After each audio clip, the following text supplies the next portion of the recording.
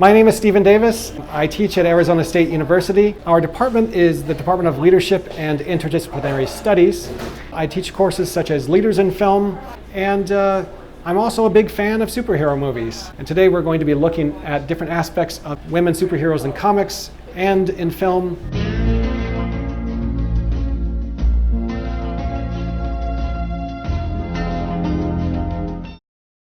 We'll look at a couple of tests that we use to discuss whether films have strong enough or even any female characters within them, especially in terms of important roles for women in film. One test is called the Bechdel test or the Bechdel-Wallace test.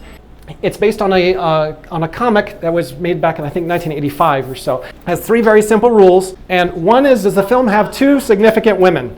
Do these two women engage in conversation? And then number three is about something other than a man, okay?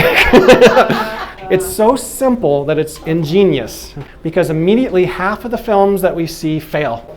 Then you might think, oh, that's okay, 50% pass. Yeah, but a lot of those movies that pass, they only barely pass. It's one little conversation about, hey, did you see that car over there? Now, if you said this about men, does the film have two male characters? Well, of course, right? That talk about something? Yeah, of course. About something other than a woman? Yeah, I mean, they might also talk about women, but they have the important stuff in the movie. The men are doing all the important stuff, right? The plot. We never doubt that a man in a movie is going to be doing all this stuff.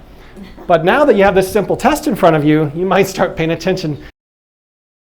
My favorite movie to pass the Bechdel test is Thelma Louise. So the previous kind of accepted wisdom was that they didn't want to take a chance, didn't want to put all that money into a film that was starring women.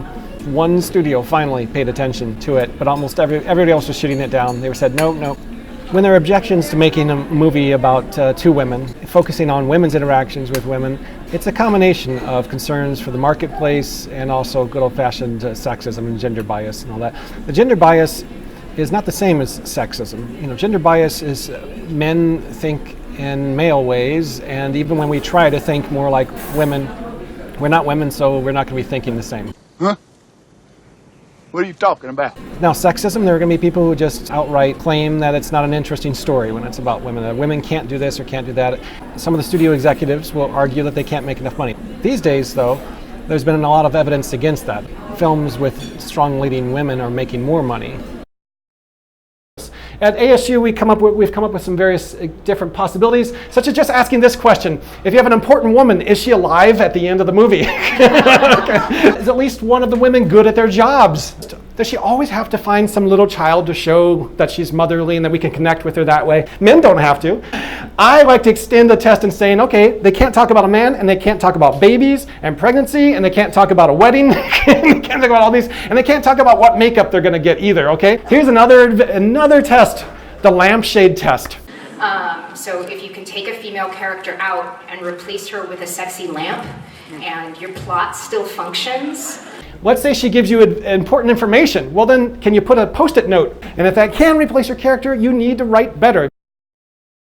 There are some TV shows and films that don't pass the Bechdel test, but they could still be quite important examples of meaningful, nuanced, multifaceted roles for women. So it's important to keep in mind that the Bechdel-Wallace test is not the final arbiter on whether you're watching a good example of writing for a female character.